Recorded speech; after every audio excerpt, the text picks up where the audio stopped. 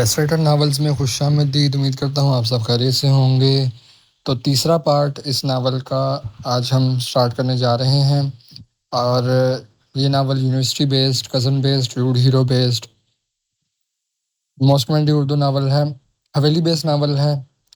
तो तीसरा पार्ट शुरू करते हैं। उम्मीद करता हूँ कि आपको पहले दो पार्ट पसंद आए होंगे। तीसरा पार्ट पढ़कर सुनकर कमेंट में ज़रूर बताएं कि आपको कैसा लगा। सनान ने इसे कंधे से हिलाया तो वो इन्हें देखने लगा। अरे तुम कब आए? जहरान ने सनान से बगलगीर होते हुए कहा। बस अभी आया हूँ। भाभी के बारे में जरा कम सोचेगा तो मैं तुझे नजर आऊंगा ना, सनान ने इसके कान में कहा। जहरान घूरने के अलावा कुछ कर नहीं सकता था क्योंकि दाजी वहीं मौजूद थे। कुछ देर वो लोग वहीं बैठे रहे। दाजी को मौलवी साहब के आने की इत्तला मिली तो वो सब बाहर हॉल में आगे आ गए जहाँ और भी कुछ करीबी रिश्तेदार मौजूद थे। आयदा को ले आओ तो मौलवी साहब ने कहा शुरू करें। दाजी ने फरहीन बेगम से कहा तो वो आयदा को बुलाने चली गई। वो ऊपर आई तो मासूमा और आयदा बेड पर बैठी हुई थी। मेरी बच्ची इतनी प्यारी लग रही है। फरहीन बेगम ने आयदा को प्यार किया तो वो खाली नज़रों से इन्हें देखने लगी। चलो मौलवी साहब आ गए हैं, मासूमा इसका घूंघट निकाल दो, उन्होंने कहा और साथ ही आयदा का हाथ पकड़कर इसको बेड से खड़ा किया। तो मासूमा ने पास पड़ा रेड दुपट्टा उठाया और घूंघट की तरह सेट किया। फिर दूसरी तरफ से आयदा ने इसका हाथ पकड़ लिया तो वो इसे कमरे से बाहर नीचे हॉल में ले आई। जहरान ने नज़र उठाकर जब देखा तो चंद लम्हों के लिए इसकी नज़रें वहीं टिक गईं। सफ़ेद रंग का पाँव तक आता फराक, सर पर लाल दुपट्टा, जबकि नज़रें झुकी हुई, कलाई में गजरे, ज्वेलरी पहने बहुत प्यारी लग रही थी। जहरान के दिल ने इस बात का इकरार किया कि वो बहुत खूबसूरत थी और मासूम भी। आयदा ने नज़र उठाकर जब देखा तो जहरान होश से अपनी नज़र हटाई।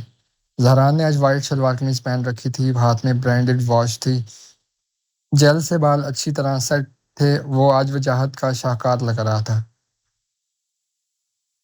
मासूमा और फरहीन बेगम ने आयदा को जहरान के साथ सोफे पर बिठाया तो आयदा के नथनों से जहरान के तेज परफ्यूम की खुशबू टकराई जो इस वक्त इसे जहर लगी थी। मासूमा सोफे के पीछे जाकर खड़ी हो गई तो इसे खुद पर गहरी नज़रों की तपिश महसूस हुई। इसने अपना चेहरा मोड़ कर देखा तो इसकी नज़र जहरान से कुछ फासले पर बैठे इस शख्स पर पड़ी। सफ़ेद कुर्ता शलवार पहने वो शहजादों की आन बान रखे सोफे पर बैठा था। बाल नफासत से सेट थे, कलाई में घड़ी पहने वो अपनी तमाम तर वजाहत लिए बैठा। इसे अपनी शहद रंग आंखों से देख कम घूर ज्यादा रहा था। मासूमा के देखने पर सनान ने स्माइल पास की तो मासूमा अपना चेहरा मोड़ गई। इस बेचारी के बस में और कुछ था भी नहीं।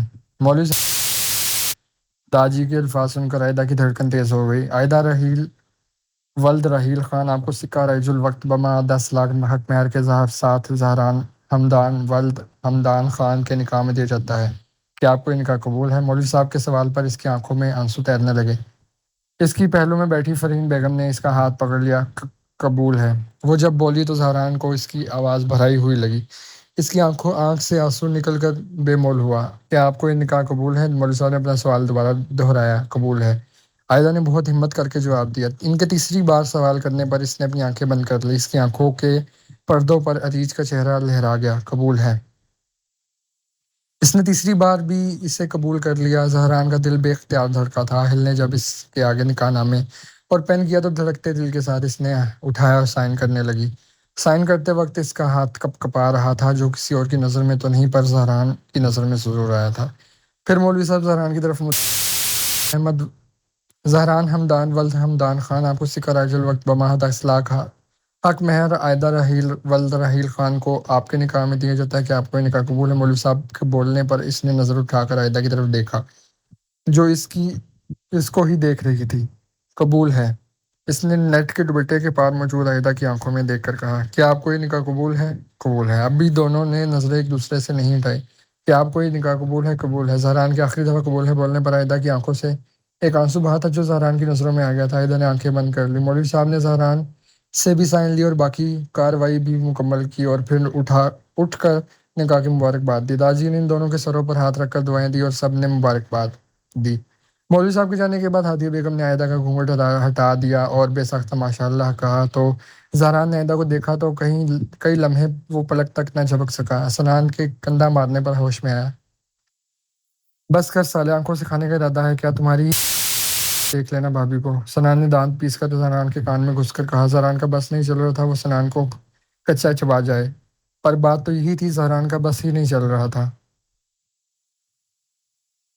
जहरान, ये रिंग लो और आयदा को पहनाओ। हादिया बेगम जहरान के पास आई और खूबसूरत सी डायमंड रिंग जहरान को दी, जो इनको ऐसे देख रहा था कि सब कुछ जानते हुए भी। हादिया बेगम ने घूरा तो आयदा की तरफ मुतवज्जो हुआ और इसके आगे अपना हाथ किया तो आयदा ने भी अपना कपकपाता हुआ मोमी हाथ इसकी मजबूत हथेली पर रख दिया। जहरान ने इसका हाथ नरमी से थामा और रिंग इसकी चौथी उंगली में डाल दी। रिंग के डालते ही आयदा ने अपना हाथ वापस खींच लिया। जहरान ने इसे देख तो आयदा ने भी देखा और इस खूबसूरत लम्हा की तस्वीर हमजा ने ले ली और दोनों को व्हाट्सएप कर दी। थोड़ी देर बाद मासूमा आयदा को लेकर इसके कमरे में चली गई और जहरान भी अपने कमरे में चला गया। सब इधर उधर हो गए। मगरिब के बाद वो चारों दोबारा कराची के लिए निकले, जबकि हादिया बेगम ने कुछ दिन यहीं रुकना था और हमदान साहब ने कल वापस जाना था। ये दिन इसी तरह अपने अख्ताम पर पहुंचा। फरहान विला में नाश्ता की मेज़ पर सब मौजूद थे। सरबराही कुर्सी पर फरहान साहब बैठे थे, इनके दाईं तरफ फातिमा बेगम बैठी थी, इनके साथ ही अरहम बैठा। फरहान साहब के बाईं तरफ सनान बैठा था और इसके साथ हाले। हाले ने सबसे नज़र बचाकर सनान को ठोका दिया तो वो गड़बड़ा गया और इसकी तरफ सवाली नज़रों से देखा तो हाले ने नज़रों से इशारों में इसे फातिमा बेगम से हॉस्टल वाली बात करने का कहा तो इसने इस बात में सर हिलाया। वो मामा, मैं क्या कह रहा था कि सनान ने गला खनखारा और बात शुरू की थी।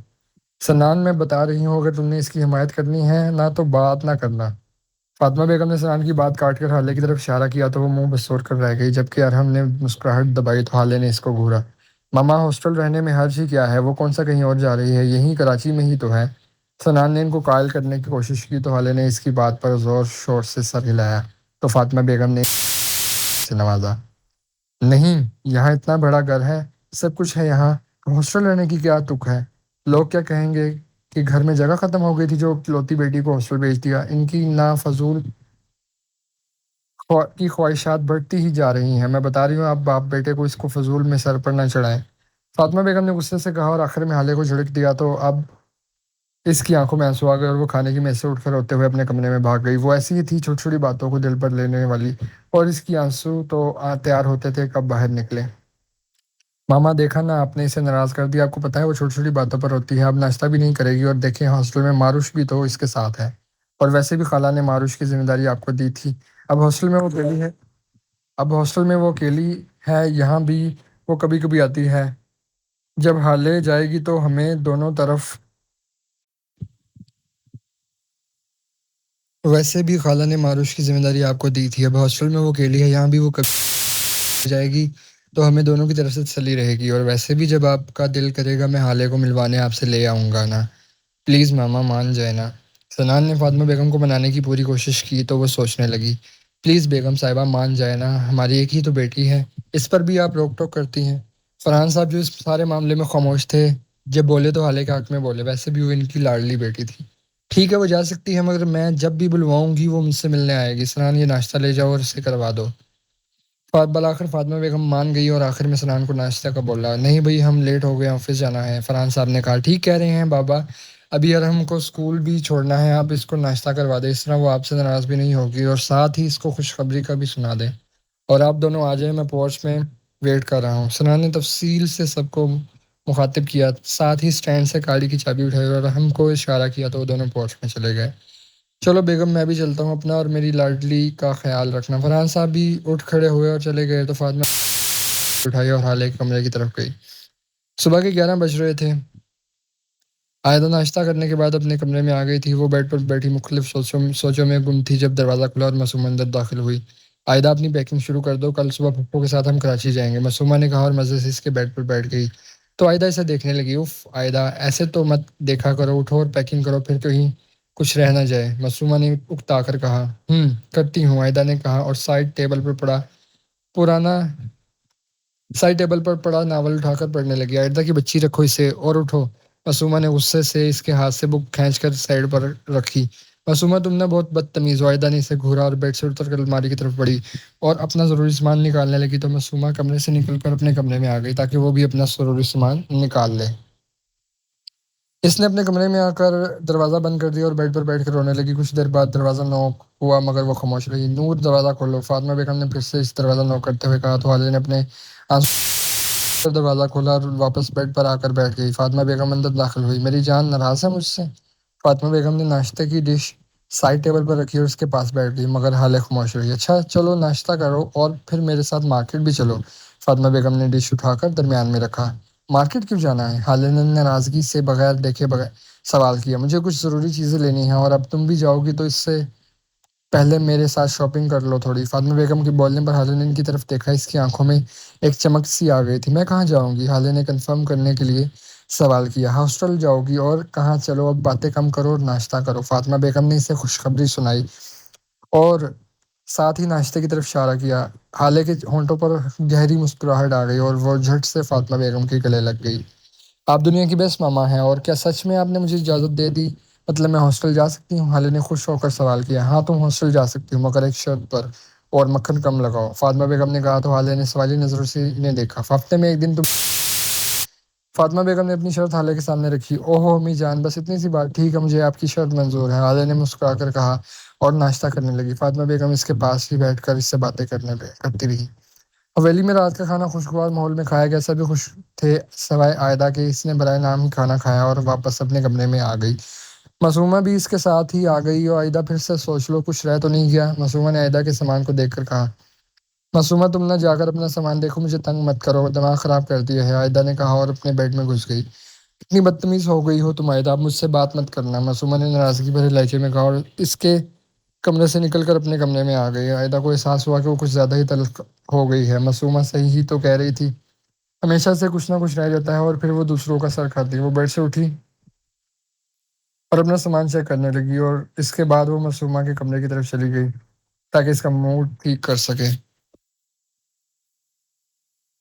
हालिया आज बहुत खुश थी। फातिमा बेगम आज जब वो घर आई तो इसने कॉल पर सारी तफसील माँ को सुनाई, जिसे सुनकर माँ भी काफी खुश हुई। अब हाले बस बेसब्री से हॉस्टल जाने का इंतजार कर रही थी। हॉस्टल में माँ के साथ ही इसने रूम शेयर करना था। कल इसने सनान के साथ हॉस्टल जाना था और परसों यूनी। वो बहुत खुश थी क्योंकि इसकी हॉस्टल लाइफ एक्सपीरियंस करने वाली ख्वाहिश पूरी होने वाली थी। रात का खाना खाने के बाद वो अपने रूम में आ गई। रूम में आकर इसने अपनी पैकिंग की। पैकिंग के बाद वो अपना मोबाइल लेकर बैठ गई और अपना पसंदीदा काम शुरू किया जो कि नावल पढ़ना था। रात देर तक वो मोबाइल में ही बिजी रही। इसके बाद वो सो गई। सुबह के 11 बजे इसका मोबाइल बजना शुरू हुआ पर वो कान लपेट कर सोई रही। फोन वक्फे वक्फे से बजता रहा। शायद दूसरी तरफ वाला बंदा भी इसी की तरह ढीठ था जो कॉल पर कॉल करता रहा। जब इसके सब्र का पैमाना लबरेज हुआ तो इसने तकिए के नीचे हाथ मारा और अपना फ़ोन निकाला और देखे बगैर उठा लिया। नहीं भाई, क्या मसला है जो फ़ोन पे फ़ोन किए जा रहे हो? इतनी सुबह कौन फ़ोन करता है? बंदा सो रहा होता है। पर नहीं, आप आगे से अपना ढीठपन देकर फ़ोन कर रहे हो। जल्दी बोलो भी। अब जुबान क्या पड़ोसियों को तोहफे में दे आए हो या बेच खाई है? हाले फ़ोन उठाकर नॉन स्टॉप शुरू हो गई क्योंकि वो अपनी नींद के मामले में ऐसी थी और अगर नींद पूरी किए बगैर उठती तो वो चिड़चिड़ी हो जाती थी। हालांकि बच्ची तुम मिलो मुझे, छोड़ना नहीं मैंने तुम्हें। और बहन कौन सी, सुबह 11 बज रहे हैं और जुबान का क्या बोल रही हो? मुझे खुद देखनी देखी ही अपनी है अपनी जुबान। जब से फ़ोन उठाया है चपड़ चपड़ शुरू हो गई हो। मुझे बोलने ही नहीं दे रही कुछ, मैं क्या बोलूँ? मारूश काफ़ी गुस्से में बोली और ठीक ठाक हाले को सुनाई तो हाले होश में आई। सॉरी यार, मुझे नहीं पता था तुम हो। हाले बोल रही थी जब माँ ने इसकी बात काटी। कोई सॉरी वॉरी नहीं, जल्दी से बेड से निकलो और 12 बजे मुझे हॉस्टल से पिक करने आओ। शॉपिंग पर जाना है। उठो अभी अभी तक। उठो भी, अभी तक बिस्तर में मरी हुई हो। मारुश ने इसे हुक्म दिया और आखिर में इसे डपटा तो वो जल्दी से बिस्तर से निकली। माँ बदतमीज, अब दफा हो, फोन बंद करोगी तो ही मैं फ्रेश होने जाऊंगी ना। कब से तो मेरी इज्जत किए जा रही। रहम खा, अल्लाह हाफिज। हाले जो कब से मारुश की सुन रही थी तंग होकर बोली और फोन काट दिया। फोन को टेबल पर रखा। इसके बाद खिड़की से पर्दे हटाए हटाए फिर कपड़े लेकर वॉशरूम में घुस गई। 15 मिनट बाद वो फ्रेश सी वॉशरूम से निकली। फिर इसने अपना बेड बनाया और ड्रेसिंग के आगे खड़ी होकर हल्का फुल्का तैयार हुई। अपना हैंडबैग उठाया फिर कमरे से निकल गई और नीचे की तरफ आई। मामा मामा जल्दी से नाश्ता दें। हाले डाइनिंग टेबल पर आई। फातिमा बेगम को आवाज़ लगाई। क्या हो गया है लड़की, हमेशा हवा के घोड़े पर सवार रहती हो। नाश्ता आ रहा है और 1 मिनट, ये कहाँ जा रही हो? फातिमा बेगम बोलती हुई किचन किससे निकली और फिर इसकी तैयारी देखकर सवाल किया, माँ मामा वो माँ की कॉल आई थी और इसे शॉपिंग पर जाना है, इसने 12 बजे बुलाया है, तो मैं जाऊँ क्या? खालिद ने तफसील बताई, साथ ही जाने की इजाज़त ली। तैयार होने के बाद पूछ रही हूँ कि जाऊँ? वाह वाह, जाओ पर आराम से गाड़ी चलाना और फजूल खर्ची करने की कोई ज़रूरत नहीं। अभी कल ही तुम्हारा नाश्ता लेकर आती हूँ। फातिमा बेगम ने इसे तनबीह की और किचन में इसका नाश्ता लेने चली गई। नाश्ता लेकर फातिमा बेगम आई तो इसने नाश्ता किया। मामा बाकी सब कहाँ हैं? खालिद ने नाश्ता करते वक्त बाकी सबका पूछा। तुम्हारे पापा तो हमदान भाई की तरफ गए हैं, जबकि यार हम और सुनान सो रहे हैं अभी। फातिमा बेगम ने इसे तफसील बताई। हमदान साहब और फरहान साहब बचपन के दोस्त भी हैं, थे और बिजनेस पार्टनर भी। अच्छा ठीक है मामा, मैं चलती हूँ। खालिद ने नाश्ता खत्म किया, फातिमा बेगम के गले लगी और इनका गाल चूमा। गाड़ी की चाबी उठाकर जल्दी से पहुंच में चली गई। बिल्कुल पागल है ये लड़की। फातिमा बेगम इसकी जल्दबाजी पर हमेशा की तरह बुड़बुड़ाहट की। खान बाबा गेट खोल दें। खालिद ने खान बाबा को बोलकर गाड़ी में बैठी और गाड़ी घर के गेट से निकालकर मारुश के हॉस्टल के रास्ते में डाल दी। 25 मिनट बाद इसने हॉस्टल के बाहर गाड़ी खड़ी की और माँ को कॉल मिलाई। आयदा मासूमा और हादिया बेगम का अगली सुबह 9 बजे हमदान साहब के साथ कराची के लिए निकल आए थे। वैसे तो हादिया बेगम का इरादा कुछ दिन और रुकने का था, मगर जाने का सुनकर वो भी साथ आ गई थी। जहरान का आयदा के आने की खबर सुनकर हलक तक कड़वा हुआ था, जबकि आयदा का भी दिल बहुत उदास था। वो आते हुए किसी से भी सही से नहीं मिली थी, फरीन बेगम से भी नहीं। असल शिकवा तो इसे फरीन बेगम से ही था, जिन्होंने इसकी माँ होने के बावजूद इसके हक में कुछ भी नहीं कहा था, किया था। इसे अपने बाप की कमी शिद्दत से महसूस हुई थी। वो होते तो इसके साथ ही ज्यादती कभी ना होती। वो खिड़की के बाहर दूर दौड़ते नज़ारे देखते हुए मुख्तलिफ सोचों में गुम थी। जब गाड़ी अचानक रुक गई तो वो होश में आई। क्या हुआ, गाड़ी क्यों रुक गई? हादिया बेगम ने हमदान साहब से सवाल किया। पता नहीं, मैं देखता हूँ, हमदान साहब ने जवाब दिया और गाड़ी से निकल गए। आयदा ने चेहरा मोड़कर मासूमा को देखा जो सो रही थी। वो फजर के बाद से उठी थी, तभी इसकी आंख लग गई थी, जबकि आयदा तो सारी रात नहीं सोई थी। इसके बावजूद भी इसकी आंखों से नींद कोसों दूर थी। चंद लम्हों बाद हमदान साहब ने गाड़ी का बोनेट बंद किया। बैठे। क्या हुआ है अंकल? इनके बैठते ही आयदा ने सवाल किया। पता नहीं बेटा, कुछ मसला हो गया है। कराची से थोड़ा सा ही दूर है, यहाँ तो कोई मैकेनिक भी नहीं मिलेगा। हमदान साहब ने जवाब दिया और कुछ सोचने लगे। अब क्या करेंगे? हादिया बेगम ने कुछ देर बाद कहा। सोच रहा हूँ जहरान को कॉल करूँ, हमदान साहब ने कहा और साथ ही से कॉल मिलाने लगे। 2 बार कॉल मिलाने पर जब जहरान ने कॉल पिक न की तो उन्होंने हमजा को फ़ोन मिलाया, जो दूसरी बेल पर पिक कर लिया गया। अस्सलाम वालेकुम बाबा, कब पहुंच रहे हैं? हमजा ने कॉल अटेंड करते ही जवाब सवाल किया। वालेकुम सलाम, गाड़ी ख़राब हो गई है हमजा, हम कराची से थोड़ा सा ही दूर हैं, लोकेशन सेंड कर रहा हूँ गाड़ी, और कोई अच्छा सा मैकेनिक लेकर पहुंचो। हमदान साहब ने हमजा को तफसील सुनाई। हमजा जो मॉल में स्नान का इंतज़ार कर रहा था, वो जल्दी से बाहर की तरफ बढ़ा और स्नान को कॉल करने लगा ताकि इसे बता सके वो जा रहा है। मॉल में एंटर होते वक्त मारुश की नज़र टक्कर एक लड़के से हुई जिससे माँ का कीमती मोबाइल का काफ़ी उजलत में था, इसलिए माजरत करता आगे बढ़ गया। मारुश को जब टक्कर लगी तो वह सख्त गुस्सा में आ गई। जब इसने अपने कीमती फ़ोन को ज़मीन बोस होते देखा तो इसको गहरा सदमा लगा, लेकिन जल्द ही इस सदमा से निकलकर इस लड़के के पीछे गई। अबे रुक, तेरी तो माँ बोलती हुई इसके पीछे गई और कंधे से पकड़कर इसका रुख अपनी तरफ किया। इसके इस तरह बोलने पर इसके पास लोग इनको रुक कर देखने लगे। वो लड़का जो अपने ही ध्यान जा रहा था, अचानक आने वाली मुसीबत पर बौखला गया। हाले भी अपने ध्यान में आगे जा रही थी, वो भी रुक कर पीछे आई और मामला समझने की कोशिश करने लगी। आप मुझसे मुखातिब हैं? लड़के ने काफ़ी मुअद्दबाना अंदाज में माँ से पूछा। और नहीं तो यहाँ तुम्हारे बाप, चचा, दादा से मुखातिब हूँ, जो यहाँ सिरे से मौजूद ही नहीं। माँ ने भी आगे से काफ़ी भिगो भिगो कर तंज किया और अपनी आस्तीनों को ऊपर चढ़ाया। मारुश, छोड़ो इसे और चलो यहाँ से, हाले ने मारुश के कान में घुसकर कहा और बाजू से पकड़कर खींचा।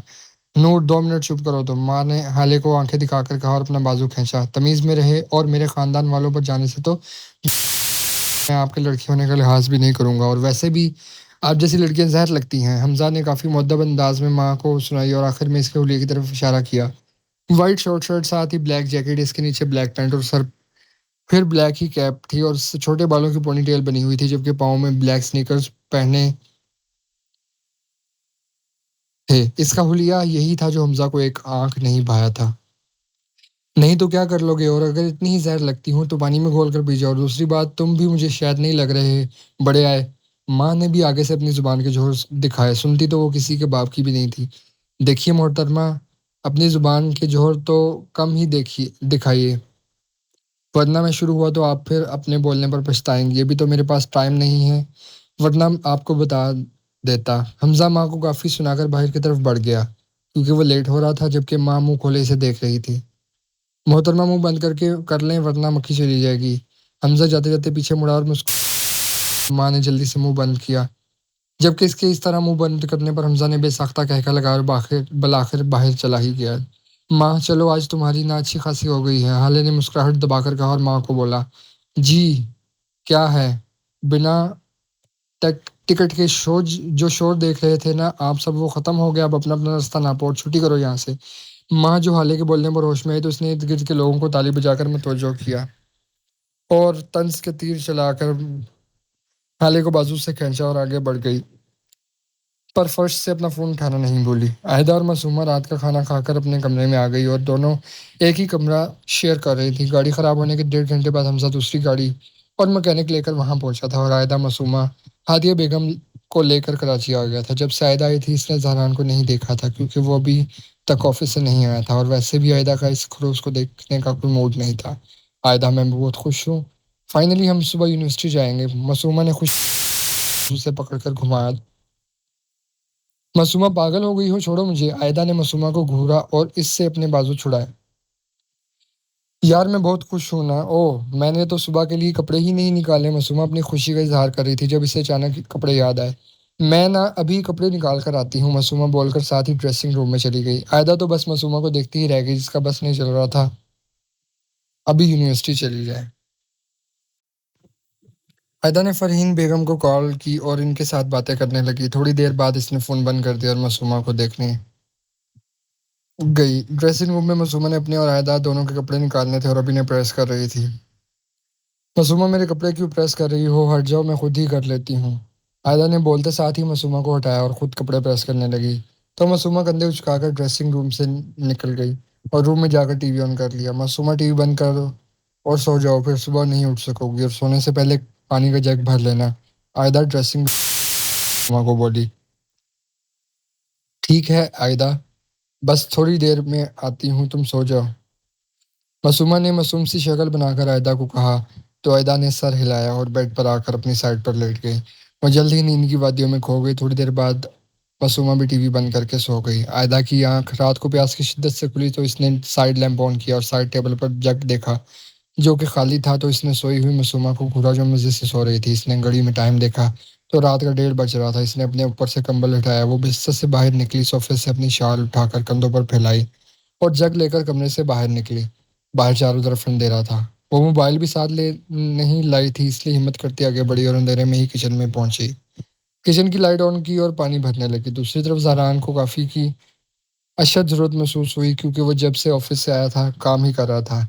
अब वो कॉफ़ी बनाने की नीयत से कमरे से बाहर निकला और किचन की तरफ आया, तो इसे किचन की लाइट ऑन थी और इसे किसी की मौजूदगी महसूस हुई। तो वो आया आयदा इसकी तरफ कमर किए पानी पी रही थी। ज़हरान को हैरत हुई कि इस टाइम घर में कोई लड़की, क्योंकि इसके ज़हन से आयदा और मासूमा के आने वाली बात निकल चुकी थी। आयदा, जो पानी पी कर मुड़ी थी ताकि टेबल से जग उठा सके, पीछे अपने ज़हरान को देखकर चीख पड़ी। इससे पहले ज़हरान जल्दी से आगे बढ़ा और एक हाथ इसकी कमर में डालकर एक हाथ इसके मुंह पर रखकर अपनी तरफ खींचे, जिससे इन दोनों के बीच 1 इंच का फासला रह गया था। आयदा की चीख इसके मुंह में धी दब गई और वो आंखें फाड़े जहरान को देखने लगी। पागल हो गया, सारे घर वालों को जगाना है क्या? और रात के इस टाइम यहाँ क्या कर रही हो? जहरान ने आयदा के कान के पास घुराकर कहा और इसकी कमर फिर दबाव बढ़ाया, तो दर्द की शिद्दत से इसकी आंखों से एक आंसू निकलकर बेमौल हुआ। बोलो, अब जवाब क्यों नहीं दे रही? जहरान ने बोला, तो आयदा ने आंखों से इशारा इसके हाथ की तरफ किया जो इसके मुंह पर था। तो जहरान ने इसके मुंह से हाथ हटाया, मगर कमर से नहीं हटाया था। वो मैं पानी पीने आई थी। आयदा ने अटक अटक कर जवाब दिया और जहरान की तरफ देखने से गुरेज किया। तो पानी दो, जहरान ने बोला। तो आयदा बेबसी से इसे देखती रह गई। क्या है? जहरान ने फिर खाने वाले अंदाज में पूछा। वो आप मुझे छोड़ेंगे तो ही जाऊंगी ना? आयदा बोली। तो जहरान को एहसास हुआ कि इसका हाथ आयदा की कमर पर है। जहरा ने इसे छोड़ा तो वो जग लेकर जल्दी से किचन से बाहर निकल गई और कमरे में आकर सूखा सांस लिया। वो जल्दी से बेड पर लेट गई और साइड लैम्प ऑफ करके सोने की कोशिश करने लगी। फिर जहरा ने भी कॉफ़ी बनाई और फिर अपने कमरे में चला गया। आज इनका यूनि में पहला दिन था। वो दोनों तैयार होकर यूनी के लिए पैदल ही निकली क्योंकि यूनी और हॉस्टल में 10 मिनट का फासला था। यूनी में एंटर होते ही हाले इतने लोगों को देखकर घबरा गई तो मारुश ने इसके हाथ पर हाथ रखकर आंखों से तसल्ली दी तो हाले मुस्कुरा दी और दोनों अपने डिपार्टमेंट की तरफ बढ़ी। इन्हीं अभी वो जा रही थी जब किसी लड़की ने इन्हें पुकारा, सुनो। वो लड़की शायद सीनियर थी। मारुश और हाले भी मुड़ी तो माँ ने आईब्रो झुकाकर बोलने का इशारा किया, इसका एटीट्यूड तो देखो। अभी तो मजा चखाती हूँ। वो लड़की तिलमिला गई और गुस्से से दिल ही दिल में हाले और माँ से मुखातिब हुई, आप शायद फर्स्ट सेमेस्टर की हैं और गालिबा आज आपका पहला दिन है। वो आपका डिपार्टमेंट कौन सा है? हाले ने सर हिलाया तो वो आगे बोली, जबकि इस सब के दौरान मारुश से मशकूक नज़रों से घूर रही थी। इंग्लिश। नूर ने मुख्तसर जवाब दिया, ओह बीबी, यहाँ क्या इंटरव्यू हो रहा है? हाँ, पूछगिछ कर रही हो? मारुश के सबर का पैमाना लबरेज हुआ तो इस लड़की को सुना दी जो बेचारी गड़बड़ा गई, जबकि हाले ने अपनी मुस्कुराहट दबाई। चली चले, मैं आपको रास्ता बता देती हूँ। इस लड़की ने इनको गलत रास्ता बताया जो कि वॉशरूम की तरफ जाता था। वो लड़की जाने लगी जब हाले ने इसे पुकारा, सुनो बाजी, रास्ता तो सही बताया है मगर क्या है ना, आपने हमें इंग्लिश डिपार्टमेंट का रास्ता बताना था, ना कि वॉशरूम का।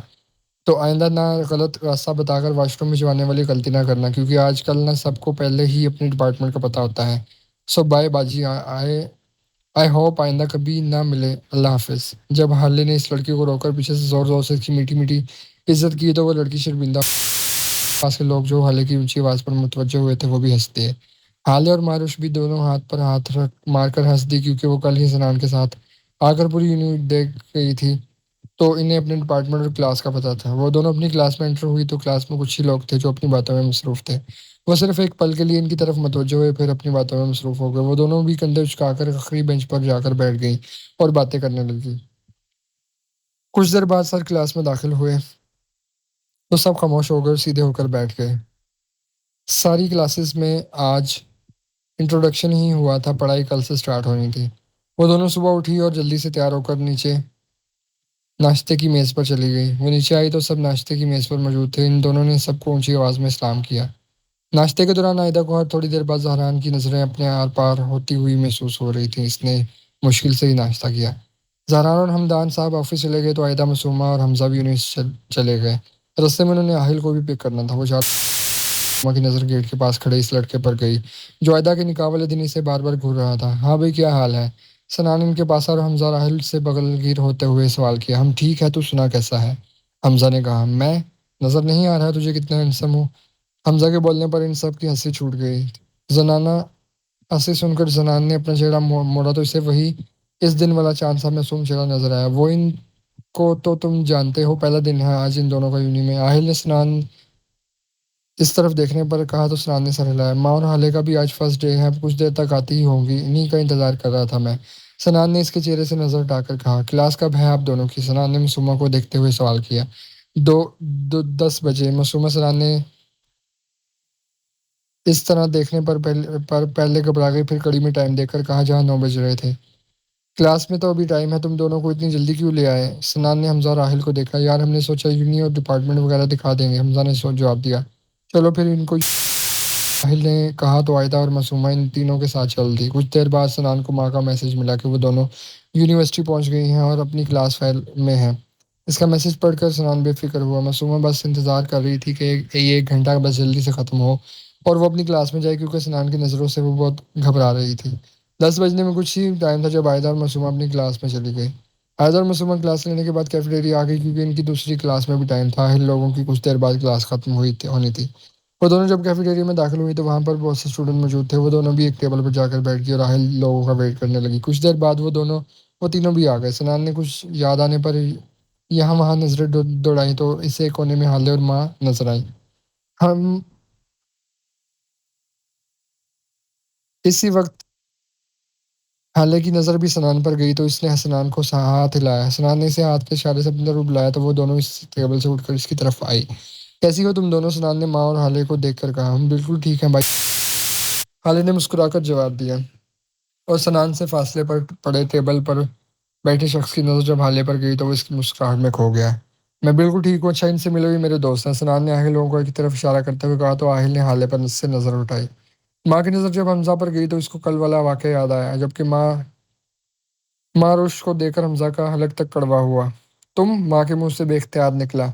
तुम दोनों एक दूसरे को जानते हो? सनान ने इनके इस तरह रिएक्ट करने पर सवाल किया। ये तुम्हारी बहन है? हमजा ने सनान के सवाल को नजरअंदाज करके माँ की तरफ इशारा किया। हाँ, कुछ ऐसा ही समझ लो, मतलब मेरी खाला की बेटी है। मगर हुआ क्या है? सनान ने नासमझी में जवाब दिया। किसी को कुछ समझ नहीं आ रहा था। जो भी है भाई, बहुत ही कोई बदतमीज लड़की है। हमजा ने ऐसे कहा जैसे माँ वहां पर मौजूद ही नहीं है और वो खुलकर इसकी बुराई कर सकता है। ओह हेलो, तुम्हारी हिम्मत कैसे हुई मुझे बदतमीज बोलने की? माँ को पहले तो हमजा के इस तरह बेफिक्र होकर बोलने पर सदमा हुआ और बाद में वो गुस्से में इसके करीब। एक मिनट गाइस, हुआ क्या है बताओ? सनान ने माँ को बाजू से पकड़ के पीछे किया और फिर दोनों की तरफ सवाली नजरों से देखा। मैं बताऊं भाई, हाले ने कहा तो सबने इसकी तरफ सवाली नजरों से देखा। वो ना कल जब हम माल गए थे तब। हाले ने सुकून से चेयर पर बैठकर इससे ये तक पूरी कहानी सुनाई, जिससे सुनने के बाद इन सब की हंसी छूट गई, जबकि माँ और हमजा का मुंह बना हुआ था। ओ माय गॉड, मुझे हमजा का तो पता था कि ये पागल है, मगर माँ तुमने भी कम पागलपन नहीं दिखाया। सनान ने हंसते हुए कहा। मुझे तो ऐसे लग रहा था जैसे ये किसी पागल खाने से भाग कर आई है। हमजा ने बुड़बुड़ाहट की, मगर वो इतनी ऊंची थी कि इन सब ने सुनी। सनान, इसे कहो अपना मुंह बंद रखे वरना मैं तोड़कर हाथ में पकड़ा दूंगी। माँ ने सनान को कहा तो वो मुस्कुरा दिया। अरे दफा करो, तुम इससे बोलता रहता है। तुम इन दोनों से मिलो। ये है मासूमा, आहिल की बहन, और ये आयदा है हमजा की भाभी। सनान ने मासूमा को देखकर एक गहरी मुस्कुराहट उछाली, जिससे मासूमा गड़बड़ा गई। सनान ने तारुफ करवाते हुए आखिरी जुमला शरारत से अदा किया, जिससे आयदा के चेहरे पर सुर्खी फैल गई। हेलो, मैं हाले नूर हूँ। हाले और माँ ने मुस्कुराकर दोनों से हाथ मिलाया। अब मुझे तुम बताओ, तुम लोग क्या खाओगे? सनान ने फिर से सवाल किया। माँ और मैंने तो नाश्ता भी नहीं किया, मुझे बहुत भूख लगी है। आप हमारे लिए कुछ अच्छा अच्छा सा लाएं। हाले ने कहा तो सना ने नाश्ता ना करने वाली बात पर इसे घूरा, और हमजा ने आहिल को पाँव मारा, जो मुसलसल हाले को देख रहा था। तुम दोनों क्या खाओगी? आहिल ने पहले हमजा को फाड़ खाने वाली नजरों से देखा और फिर मासूमा और आयदा से मुखातिब हुआ। कुछ भी नहीं, हमें भूख नहीं लगी, आयदा ने जवाब दिया, तो मासूमा ने भी सर हंस बात में हिलाया। सनान और राहिल उठकर ऑर्डर देने चले गए। हमजा ने फ़ोन निकाला और यूज़ करने लगा, मगर हर थोड़ी देर बाद सामने बैठी माँ को भी घूर रहा था। और माँ इसे दिल ही दिल में गालियों से नवाज रही थी, क्योंकि अभी वो लड़ने के मूड में बिल्कुल नहीं थी। आहिल और सनान ऑर्डर देकर वापस आ गए। थोड़ी देर बाद इनका ऑर्डर आ गया तो वो लोग खाने लगे। हाल और माँ, आज मेरे साथ घर चलना, मामा ने बुलाया है। सनान ने बर्गर खाते हुए इन दोनों को मुखातिब किया। जी ठीक है, अच्छा भाई, हम जा रहे हैं, अगली क्लास का टाइम हो गया है। हाल ने सनान को बोला, साथ ही माँ को उठने का इशारा किया। उठ जाओ वरना सर ने क्लास में आने नहीं देना, महाले ने माँ को कूटकर बोला और साथ ही इसे बाजू से पकड़ के उठाया, जो कब से ठूस रही थी। इसकी बात सुनकर सब हंस पड़े, जबकि सबसे ऊंचा कहका हमजा का था। अपना मुंह बंद करो बंदर, वरना मुंह तोड़ने में एक सेकंड नहीं लगाऊंगी, हल्के से मत लेना, मारुश ने हमजा को फाड़ खाने वाले अंदाज में बोला। साथ ही मुक्का दिखाया तो हाले ने इसे जल्दी से बाजू से पकड़ा और इसे खींचते हुए कैफेटेरिया से बाहर ले आई। मारुश, कहीं तो बस बस कर जाया करो। हाले तो इसकी हरकतें देखकर अपना सर पीट लेती थी। वो दोनों क्लास की तरफ जा रही थी जब हाले ने इसको तो जबरदस्ती कुर्सी से नवाज कर बोला, ओ हेलो, तुम्हारी गलती है, मुझे क्यों मोटी बोला? मारुश ने हाले को बोला और एक रख कर इसकी कमर में लगाई थी। हाय अल्लाह, कितनी जोर से मारा है तुमने? अपना ही भारी हाथ मुझ पर जरा कम चलाया करो, अब जल्दी दफा हो, क्लास में तुम्हारी बारात नहीं जा रही जो इतना आहिस्ता चल रही हो। हाले ने मारुश को ठीक ठाक सुनाई और आखिरी जुमला बोलकर भाग गई तो मारुश भी इसके पीछे भागी। वो दोनों गिरती पड़ती क्लास शुरू हुए। 5 मिनट हो चुके थे। उन्होंने सर से इजाज़त ली तो सर ने इनका पहले दिन की वजह से क्लास में आने दिया, तो वो जल्दी से जाकर आखिर में बैठ गई। शाम के 5 बज रहे थे जब सब लॉन में मौजूद थे और मौसम से लुत्फानंदोज हो रहे थे, जब आयदा चाय और दीगर लवाजमात लाई और टेबल पर रखकर सबको चाय सर्व करने लगी। तभी गेट से ब्लैक लैंड क्रूजर दाखिल हुई तो सब बेसाख्ता आयदा की नज़र गेट की तरफ गई। गाड़ी से जहरान निकला, जो कि आज जल्दी ऑफिस से आ गया था। जहरान ने भी आयदा को देखा तो आयदा नज़रें फेर गई और अपनी चाय लेकर कुर्सी पर बैठ गई। जहरान इन सब की तरफ ही चला आया और सबको करके आयदा के साथ वाली कुर्सी पर बैठ गया। खैरियत जहरान, आज ऑफिस से जल्दी आ गए हो? हादिया बेगम ने जहरान से पूछा, क्योंकि वो रात को ही ऑफिस से वापस आता था। जी मामा, क्योंकि काम जल्दी खत्म हो गया था, जहरान ने बोलते बोलते बोलते साथ ही आयदा के आगे पड़ा चाय का कप उठा लिया और आयदा का मुंह खुला का खुला ही रह गया था, क्योंकि वो अपनी चाय किसी को नहीं देती थी। वो चाय की दीवानी थी और चाय और नुमाद दुश्मन ने आयदा ने जहरान को जबरदस्त घूरी से नवाजा, पर जहरान ने इसकी घूरियों को नजरअंदाज किया और मजे से चाय पीता रहा, क्योंकि जहरान आयदा को तंग करने का मौका हाथ से जाने नहीं देता था। ये मेरी चाय थी, आयदा का सब जब सबर जवाब दे गया तो इसने बराह रास्त ज़हरान से दांत पीस कर कहा, तो क्या हुआ, शौहर भी तो मैं तुम्हारा ही हूँ। ज़हरान ने दिल जलाने वाली मुस्कुराहट के साथ आयदा को कहा। जहाँ सबका कहका गूंजा वहीं आयदा तो इसके रंग ढंग देखती रह गई। कल तक वो इसे अपनी ज़िंदगी में बर्दाश्त नहीं कर सकता था, और अब देखो उसकी चाय पी रहा था। अब देखो इसकी चाय पी रहा था।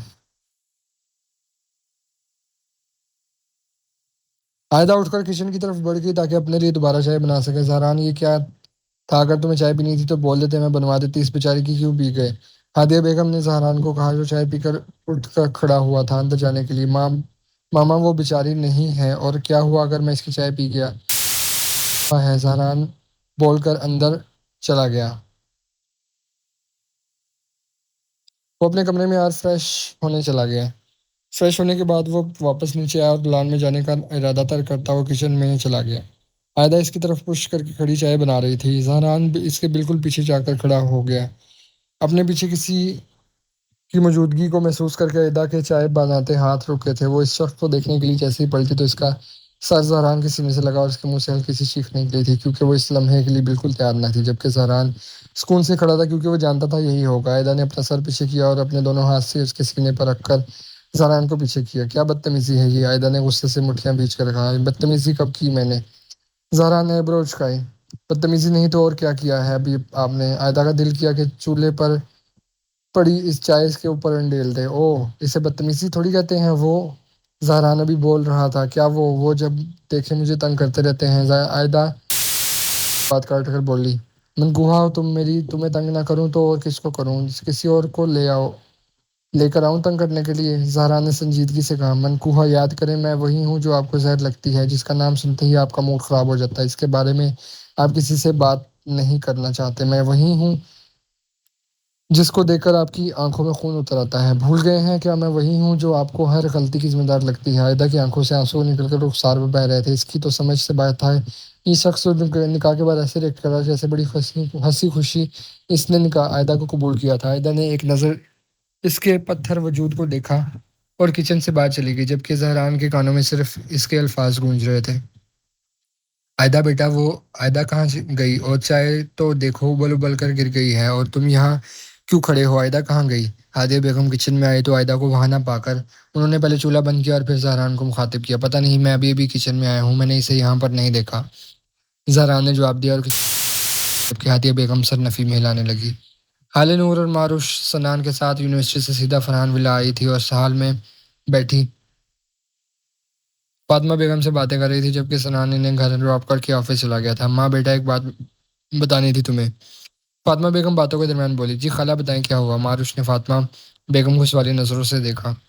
वो बेटा, तुम्हारे अबू की कॉल आई थी, आज वो तुमसे बात। फातिमा बेगम बोल रही थी जब मारुश ने बात काटी। वो जो भी बोल रहे थे मुझे कुछ नहीं सुनना, और अपने इस शख्स की कार्ड आपने इस शख्स की कॉल उठाई ही क्यों? मारुश गुस्से में बोली। मारुश बेटा, वो तुम्हारा बाप है, वो तुमसे बात करना चाहता है, तुम्हें अपने पास बुलाना चाहता है। फातिमा बेगम ने इसके हाथ पकड़कर आराम से कहा, मुझे कोई परवाह नहीं है कि वो क्या चाहते हैं और क्या नहीं, और मैं इनके पास जाऊंगी, वो ये बात तो वो अपने दिमाग से निकाल लें तो बेहतर होगा। और तब इनकी फिक्र कहाँ गई थी जब मेरी माँ को छोड़ दिया था? तब मैं 1 साल की भी न थी, और जब बड़ी होकर बालिग हो गई हूँ तब इनको याद आया है। इनको बोलें कि अपने बीवी बच्चों के साथ वहाँ खुश रहे, और मुझे अपने पास बुलाने का तो सोचे ही मत। माँ उठकर बाहर लॉन में आ गई। माजी सिराज साहब की जिंदगी एक अजीब मोड़ पर आ खड़ी हुई थी। एक तरफ इनकी मोहब्बत थी, जबकि दूसरी तरफ इनके माँ बाप और जायदाद थी। इनके माँ बाप सिराज साहब की शादी इनकी मोहब्बत रहना से करवाने पर किसी सूरत नहीं मान रहे थे। वो चाहते थे कि सिराज साहब अपनी फूफो की बेटी फरजाना बेगम से शादी करें। आखिरकार न चाहते हुए भी सिराज साहब को घर वालों के सामने घुटने टेकने पड़े, क्योंकि फरजाना बेगम से शादी न करने की सूरत में इन्हें खानदान और जायदाद से आग कर दिया जाता। सिराज साहब ने आखिर अगर फरजाना बेगम से शादी की थी तो इसकी वजह सिर्फ और सिर्फ जायदाद थी। फरजाना बेगम के वालिदैन ने अपनी सारी जायदाद फरजाना और इनकी छोटी बहन फातिमा के नाम कर दी थी। जायदाद की लालच में आकर सिराज साहब ने इनसे शादी कर ली और अलग घर लेकर रहने लगे। शादी की रात वो सारी रात घर नहीं आए थे। वो रात फरजाना बेगम ने इंतजार करते हुए गुजार दी थी, और इनको अपनी किस्मत पर रोना आ रहा था। शादी के 3 साल बाद इन्हें खुशखबरी मिली कि वो माँ बाप बनने वाले हैं।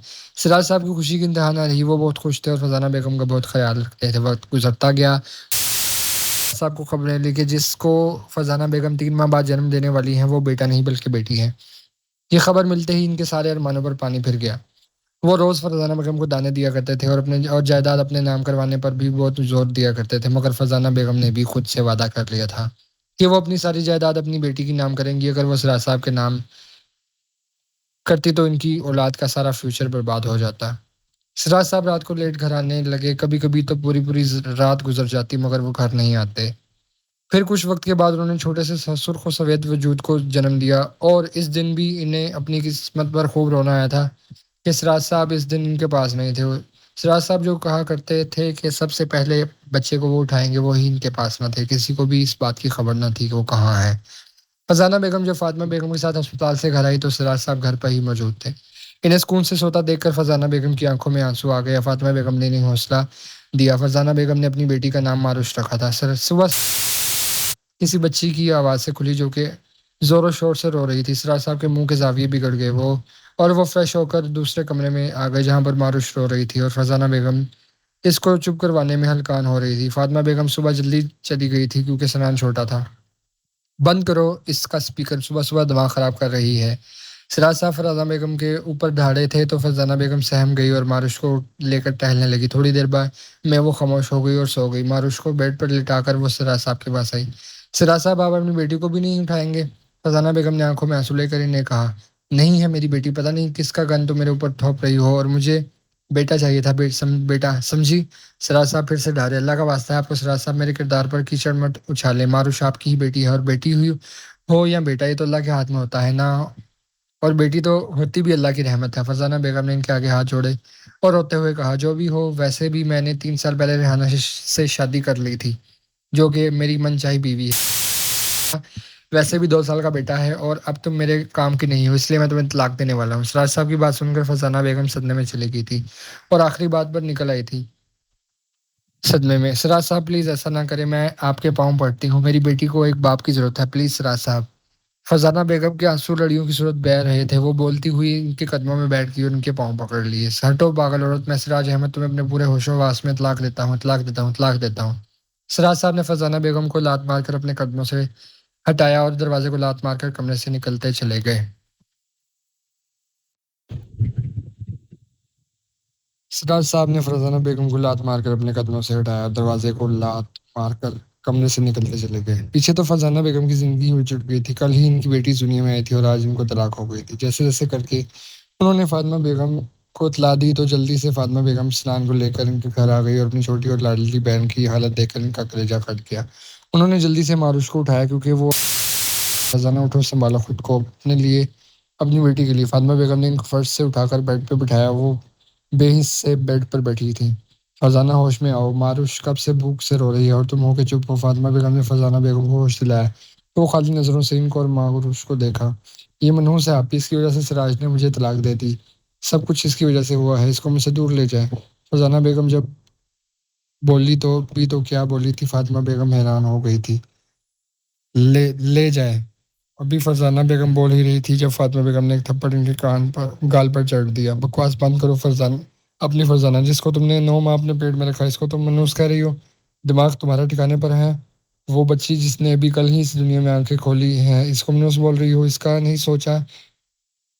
सोच रही कि इसको भी इसका बाप छोड़ कर गया है। इसने तो बाप के प्यार को महसूस भी नहीं किया और तुम इसे माँ का प्यार भी छीनना चाहती हो। अब तुम्हें ही इसका बाप और माँ का प्यार देना है। अगर इतना ही है उसको मुझे दे दो और इसको अपने घर ले जाओ और अपनी बेटी की तरह रखो। फातिमा बेगम ने गुस्से से फरजाना बेगम को सुनाई तो वो भी होश में आई है। नहीं, आप इसको कहीं नहीं लेकर जाइए, मुझे माफ़ कर दें, पता नहीं क्या बोल रही हूँ, अब यही तो मेरे जीने की वजह है। फरजाना बेगम ने मारिश को फातिमा बेगम से लिया और उसको चूम डाला और उसको सीने से लगा लिया। अच्छा चलो, इसको मुझे मुझे दो और अपनी ज़रूरत का सामान पैक करो और मेरे घर चलो। फातिमा बेगम ने मारुश को फरजाना बेगम से लिया और इनको पैकिंग करने का कहा क्योंकि वो अपनी बहन को मारुश को यहाँ अकेला नहीं छोड़ना चाहती थी। फरजाना बेगम ने इस बात में सिर हिलाया और सामान पैक करने लगी। थोड़ी देर में फातिमा बेगम और फरजाना बेगम घर के दरवाजे से बाहर निकली और घर का ताला लगाकर गाड़ी में बैठ गई। फरजाना बेगम इस घर को देख रही थी जिससे इनके अच्छी और बुरी यादें जुड़ी थी। फरजाना बेगम फातिमा बेगम के साथ ही रहने लगी। फरहान साहब को भी कोई मसला ना था। फरजाना बेगम इद्दत में थी इसलिए कमरे से बाहर नहीं आती थी। इद्दत के बाद फरजाना बेगम ने फातिमा बेगम को कहा कि इनके पुराने घर को वो किराए पर चढ़ा दें और इनको इसी इलाके में एक घर ले दें। इनकी जो कुछ ज़मीनें मारुश के नाम फातिमा बेगम ने इनको अपनी ही गली में एक घर ले दिया था। फातिमा बेगम ने इनको बहुत मना किया था अलग घर के लिए, मगर वो नहीं मानी थी। इन्हीं दिनों फातिमा बेगम भी उम्मीद से थी। इसी तरह दिन गुजरते गए और फातिमा बेगम एक गुड़िया को इस दुनिया में लाई जिसका नाम उन्होंने फरजाना बेगम के कहने पर हाले नूर रखा था। इनको भी ये नाम बहुत पसंद आया था। इसी ही तरह साल गुजर गए और सिराज साहब ने मुड़कर अपनी बेटी की खबर नहीं ली। मारुश भी जब भी अपने बाप का पूछती थी तो वो इसको सहूलत से टाल देती थी। मारुश और हाले दोनों साथ ही पढ़ती थी, बस मारुश हाले से एक क्लास आगे थी। वो दोनों बचपन से साथ ही, दोनों में बहुत गहरी दोस्ती थी। मारुश जब कॉलेज के पहले साल में थी तो इसको फरजाना बेगम की बीमारी का पता चला। वो कैंसर की मरीज थी। सुनकर मारुश को तो झटका लगा ही था, मगर बाकी सब भी हैरान हो गए थे। जल्दी से इनको अच्छे से अच्छे डॉक्टर को दिखाया, मगर सब बेसुध था क्योंकि कैंसर का लास्ट स्टेज था। मगर इन सब ने एड़ी चोटी का जोर लगाकर फरजाना बेगम का इलाज करवाया।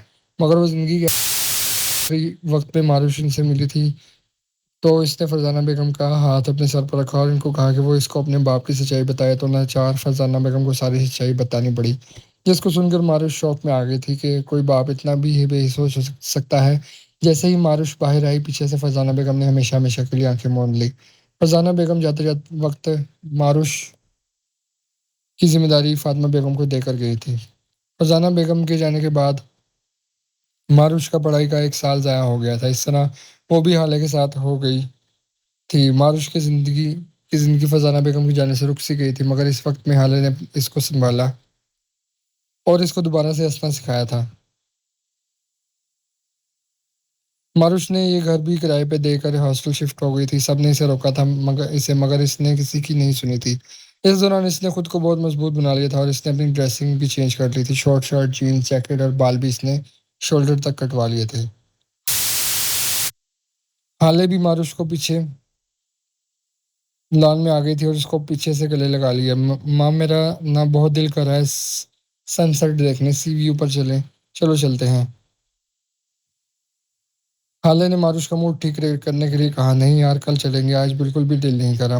माँ ने हाले को देखा कहा तो माँ ने इसको बाजू से पकड़कर खड़ा किया। मैं कुछ नहीं सुनूंगी, तुम मेरे साथ चलोगी बस। अब चलो जाकर अपना हुलिया दुरुस्त करो, मेरा मतलब तैयार हो जाओ, चलो। हाले ने मारुश से कहा और इसको अपने साथ अंदर ले गई। कुछ देर बाद वो दोनों तैयार हुई और फातिमा बेगम से इजाज़त लेकर सीव्यू चली गई। थोड़ी देर में वो सीव्यू पर मौजूद थी। सीव्यू पर काफ़ी रश था, मगर जैसे जैसे सूरज ढलता जा रहा था वैसे ही लोग अपने घर वापस लौट रहे थे। मगर वो दोनों गाड़ी के साथ टेक लगाकर खड़ी थी और सनसेट देख रही थी। हाले को शुरू से ही सनसेट पसंद था। ठंडी हवाएं चल रही थी। हाले और माँ ने अभी आंखें बंद कर ली। हेलो ब्यूटीज, बहुत हसीन है, आप दोनों अकेली क्यों खड़ी हैं? आए मिलकर एंजॉय करते हैं। पास पर इन दोनों ने आंखें खोली। उफ, कितने बदतमीज हैं आप लोग। अभी माँ ने अपना जूता उतारने में एक सेकंड नहीं लगाना था। हाले ने सिनान, हमजा और राहुल को देखकर सुकून का सांस लिया और हंसते हुए बोली, तुम्हारा भाई तो तुम्हारे साथ खड़ी लड़की बदतमीज है, इसमें कोई शक नहीं, पर मैं और राहिल तो मासूम हैं, हमें तो बदतमीज मत कहो। हमजा ने हाले को देखकर कहा और बीच में मारुश को भी घसीटा। ओए बंदर, बकवास बंद करो अपनी, तुम हो बदतमीज, मैं नहीं। और खबरदार जो तुमने मेरा नाम भी लिया। मारुश ने गुस्से से हमजा को घूरा पर वो टटाई से मुस्कुरा दिया। इतना अच्छा नहीं है तुम्हारा नाम जो मैं तुम्हारा नाम लूँ। बंदरिया। हमजा ने मजीद आग आग लगाई। हमजा के बच्चे, अपनी बकवास बंद करो, मैं तुम्हें। मारुश बोल ही रही थी जब हमजा ने इसकी बात कर ली। सनान देख, अब तेरी कजन इल्जाम लगा रही है मुझ पर और मेरे जख्मों पर नमक छिड़क रही है। मेरे बच्चे कहाँ से आ गए भला यहाँ? मुझे 2 दिन के लिए गर्लफ्रेंड नहीं मिल रही और ये मेरे बच्चों को याद कर रही है। यार खुदा का खौफ करो, इस शीला की बेवफाई के बाद इतनी मुश्किलों से तो मैंने खुद को संभाला है।